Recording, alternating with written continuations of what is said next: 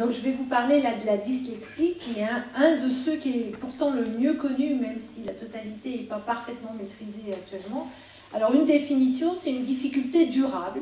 Ça veut dire que ça va, dans le temps, ça va perdurer et ça va suivre l'enfant pendant toute sa scolarité. Et il y a bien sûr des adultes dyslexiques, je pense qu'il y en a dans la salle. Donc c'est une difficulté durable, voire une incapacité à acquérir les mécanismes de lecture. C'est-à-dire, dans la dyslexie, ce qui gêne l'enfant, c'est qu'il n'apprend pas à identifier les mots, à savoir ce qui est écrit. Et c'est indépendant de sa compréhension. Une fois qu'il arrive à déchiffrer, la compréhension est préservée.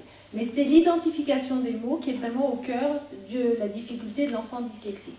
Alors c'est généralement lié à ce qu'on appelle un déficit phonologique, dont on reparlera, c'est-à-dire que ce sont des enfants qui ont beaucoup de difficultés à avoir conscience qu'il y a des sons dans le langage, et que les mots sont composés de sons, et que ce sont ces sons-là qui sont représentés par des lettres, avec toute la difficulté de passer d'un son unique à une représentation du son par des lettres qui peut prendre une lettre, 2 lettres, 3 lettres, voire 4 lettres pour un même son. Ce sont des enfants qui ont une intelligence tout à fait normale, ce qui veut dire qu'il va falloir favoriser les compensations chez eux pour qu'ils puissent continuer à apprendre malgré leurs difficultés à apprendre à lire, puisqu'ils ont des compétences, et notamment de très bonnes compétences en mathématiques. Donc il faut qu'ils puissent suivre une scolarisation malgré le trouble dyslexique. Ils n'ont pas d'autres pathologies qui puissent expliquer à elles seules le fait qu'ils n'apprennent pas à lire. Donc ce sont des enfants qui se développent normalement, sauf dans l'apprentissage de la lecture. C'est ça le terme spécifique. Alors, on parle beaucoup de dyslexie. Généralement, quand on dit dyslexie, on entend dyslexie, dysorthographie, puisque quand on n'apprend pas à lire, généralement, on n'apprend pas à écrire correctement. Et c'est la difficulté peut-être qui perdure le plus à l'âge adulte, chez les grands, chez les adolescents et chez les adultes, c'est d'avoir toujours un doute, c'est enveloppe, c'est un L, 2P ou 2 L, 1P. Réfléchissez. Et donc des difficultés sur des choses simples, être jamais sûr de l'orthographe, jamais savoir si ça se termine en E, en ER, en ES, en AIT, en AIS. Je veux dire, il y a tellement de façons d'écrire E à la fin des mots que c'est un peu compliqué de savoir. Donc il y a des erreurs sur les sons. Il y a des gens qui sont très gênés pour savoir si c'est un P ou un B, c'est-à-dire si c'est un P ou un B, qui n'entendent pas bien la différence, du coup qui ne peuvent pas mettre la bonne lettre, qui confondent les sons, qui confondent donc les lettres, et du coup ils écrivent des choses qui ne sont pas correctes sur le plan phonétique. Des erreurs d'usage, c'est ce qu'on a dit, de savoir les lettres doubles notamment, les sons, on a tellement de façons d'écrire certains sons qu'on ne sait jamais le 1, c'est le 1 en 2 lettres, le 1 en 3 lettres, mais en 3 lettres avec un E ou avec un A, on ne sait plus. Et puis après, une fois que tout ça est fait, l'orthographe, ça ne consiste pas juste à écrire phonétiquement, à écrire selon le code d'usage, il faut mettre les accords grammaticaux. Et là, il faut réfléchir en plus sur la phrase en même temps qu'on l'écrit. Il faut que l'enfant puisse traiter tout en même temps, la phonétique, l'usage et la grammaire. Et quand rien n'est automatisé, eh bien forcément, c'est compliqué d'arriver à une orthographe correcte. Alors il y a des prédicteurs, ce qu'on appelle les prédicteurs, c'est des éléments qui sont un peu communs à tous les enfants dyslexiques et qui sont essentiellement sur le plan phonologique. Donc je vais vous expliquer, c'est la conscience phonologique, savoir par exemple, lapin, il y a combien de sons dans le lapin? Le dyslexique, il arrive à vous dire 2, la et pain. Mais dans la, on lui demande il y a combien de sons? Là, ça devient plus compliqué. Et combien de sons dans pain, c'est plus compliqué. Et si j'inverse la syllabe pain, c'est-à-dire les 2 sons de pain, et que je les inverse, ça fait quoi? Donc vous voyez, tous ces exercices de raisonnement en fait sur les sons de la langue sont très difficiles pour eux, et pourtant c'est indispensable pour apprendre à écrire et à lire. Il y a la mémoire de travail aussi qui est très déficitaire chez eux, c'est-à-dire que de pouvoir retenir du matériel auditif comme ça, ce que vous faites quand on vous donne un numéro de téléphone, que vous le répétez jusqu'à l'écrire. Ben, vous ne l'oubliez pas en route. Le dyslexique, il n'a pas fait 2 pas, qu'il l'a oublié déjà. Ce qui a des répercussions, bien sûr, aussi dans l'apprentissage de la lecture. Quand on déchiffre, il ne faut pas oublier le premier morceau s'il y a 3 morceaux dans le mot. Et généralement, les enfants ont oublié. Et on voit même quand ils écrivent, pensez aux dictées qu'on leur fait en classe, il y a des enfants, ils commencent à écrire et puis ils disent « et c'était quoi après ?» Ben oui, ils ont déjà oublié, sauf que les autres enfants de la classe, ils continuent, que la maîtresse, elle continue, mais eux, ils sont restés sur les 2 premiers mots. Ils ont aussi des difficultés d'évocation rapide, de pouvoir dire rapidement ce qu'on voit. C'est gênant dans la lecture, on voit que des lettres, il faut dire rapidement les conversions des lettres en sons. Et puis, ils ont des difficultés sur la perception des sons en elles-mêmes. C'est-à-dire qu'on pense, non pas qu'ils ne perçoivent pas bien la différence entre pas et bas, par exemple, mais qu'ils entendent trop de différence à l'intérieur de tous les pas et de tous les bas. Alors, c'est quelque chose d'un peu complexe, mais du coup, pourquoi ils confondent peu bas? Parce que les limites des phonèmes ne sont pas bien acquises chez eux. Donc, ils ont des confusions comme ça de sons, et tout ça cumulé, peu importe le détail de leurs difficultés, mais tout ça cumulé fait que la lecture, ça devient vraiment compliqué.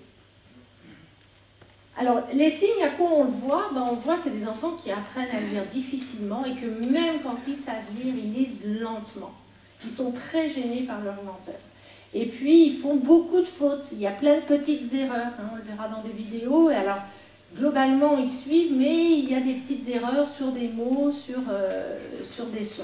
Alors, dans les sons, ils vont confondre le tod, le feuve, le seuse, le chege, le que, mais ils en confondent tellement qu'après, c'est vrai qu'ils n'ont plus de base pour s'assurer de la bonne identification du mot. Et puis, ils ont des erreurs aussi sur des lettres qui se ressemblent. Je ne sais pas si vous avez remarqué que nos lettres se ressemblent beaucoup. Si vous mettez le U dans l'autre sens, c'est un N. Si vous mettez le F dans l'autre sens, c'est un T. Alors nous, ça ne nous gêne pas parce qu'on sait lire, mais quand on apprend à lire, il faut tenir compte de l'orientation. Le P et le Q, le B et le D, tout ça, c'est des lettres qui sont juste en miroir et ces enfants peuvent avoir des difficultés à repérer les bons miroirs.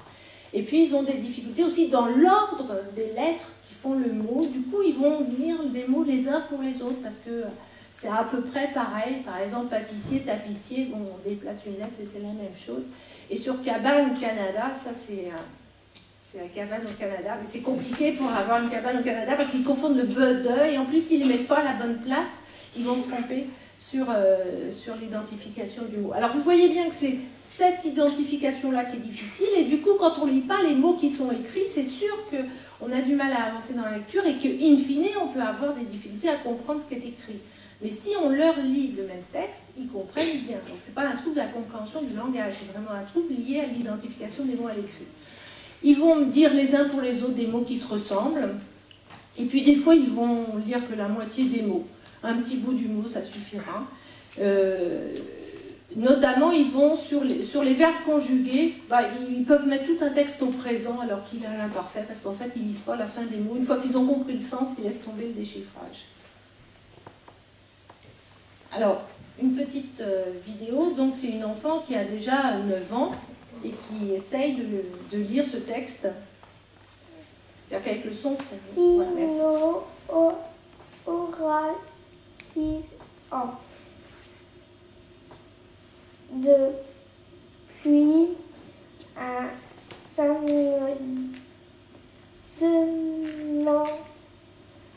Alors, hop, on va couper là.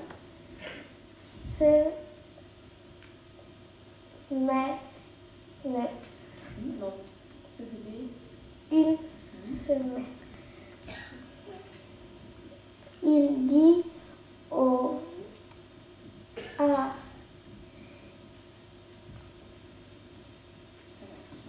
Pas longtemps.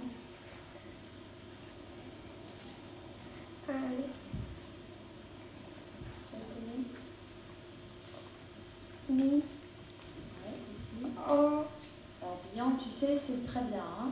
Celui-là, il fait bien. Hein, c'est Bien. le bien de chien. Bientôt, j'aurai une. Bon, on va peut-être arrêter son calvaire, Non. mais et on souffre avec elle. Mais vous voyez, sur des mots qui paraissent simples, toutes les difficultés qu'elle rencontre, c'est-à-dire qu'il y a un son qui a 3 lettres, sauf que 2 de ces lettres font bien en, sauf que quand il y a un i devant, il faut savoir que ça fait yin. Enfin, dans la plupart des cas, pas toujours à plus, mais bon, dans ce cas-là, on va dire. Les erreurs sur les petits mots, c'est quand elle dit un pour une, et si elle n'a pas lu le mot d'après, elle ne peut pas se corriger, et donc ça ne l'aide pas non plus à comprendre. Et puis, alors, pour la dysorthographie, bien sûr, je vous ai pris des enfants très en difficulté aussi pour montrer le caractère de durabilité, puisque en haut, c'est un jeune garçon qui a presque 12 ans, qui écrit « Sabine a vu le chat noir, elle a joué avec lui ». Sauf que la lettre « elle » ne fait pas le son « elle ». Et puis jouer avec, il a essayé, puis il n'y arrive pas. Donc il fait comme on fait à l'école, quand on ne sait pas écrire le mot, il met une croix à la place. Au mois de mai, nous partirons au cirque dans le car du centre aéré. Donc vous voyez qu'au niveau des sons, il est complètement perdu encore. L'orthographe d'usage, bien sûr, c'est inexistant puisqu'il n'a même pas la représentation des sons. Et puis la grammaire, c'est inimaginable de penser lui faire accorder quoi que ce soit puisqu'on ne reconnaît même pas les mots. Et en bas, c'est un enfant qui est au mois de juin du CM1, donc qui a 11 ans. C'est la même dictée. Au début, on donne juste des lettres et des sons pour voir s'ils ont la transcription phonétique. Uye, kotiga, sounon, pendule, ça va. Mais les mots, Sabine a vu le chat noir, ça va à peu près. Elle a joué avec lui, ça va à peu près. Au mois de mai, il y a des erreurs de segmentation très importantes.